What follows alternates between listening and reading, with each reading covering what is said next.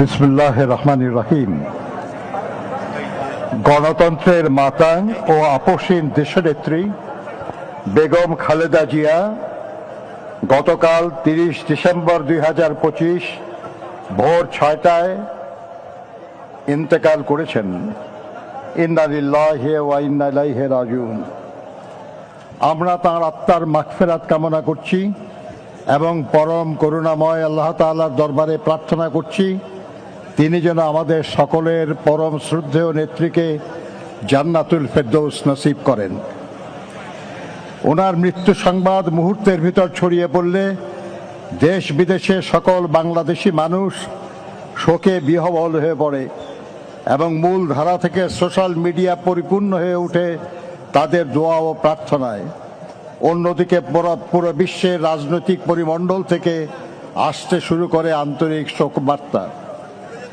দেশনেত্রী বেগম খালেদা জিয়া জন্মগ্রহণ করেন 1945 সালে। শৈশব থেকেই তিনি পরিচ্ছন্ন এবং পরিপাটি থাকতে পছন্দ করতেন। ফুলের প্রতি ছিল তার গভীর অনুরাগ। পরবর্তী জীবনেও তিনি অভ্যাস বজায় রেখেছিলেন তার ব্যক্তিগত এবং রাজনৈতিক চর্চায়। তাই তার রাজনীতিও ছিল নিজের মতোই সৌন্দর্যমণ্ডিত। ফুলের প্রতি অনুরাগের কারণেই হয়তো সবচেয়ে কঠিন সময়েও তার সকল রাজনৈতিক বক্তব্যও থাকত সুশোভিত।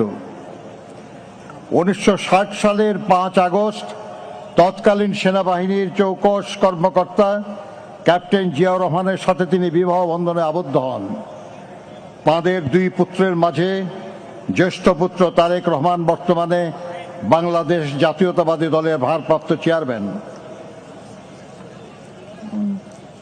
এবং কনিষ্ঠ পুত্র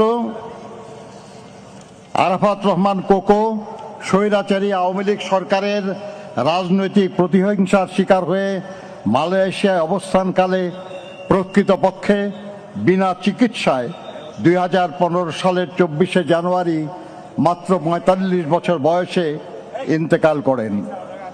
তার লাশ যখন ঢাকায় আসে তখন তার মা দেশনেত্রী বেগম খালেদা জিয়াও ছিলেন তার গুলশান অফিসে সেই একই সরকারের প্রতিহিংসার শিকার হয়ে অন্তরীণ। দেশনেত্রী বেগম খালেদা জিয়ার রাজনীতিতে আগমন ছিল আকস্মিক, কিন্তু দেশের প্রয়োজনে তা ছিল অনিবার্য।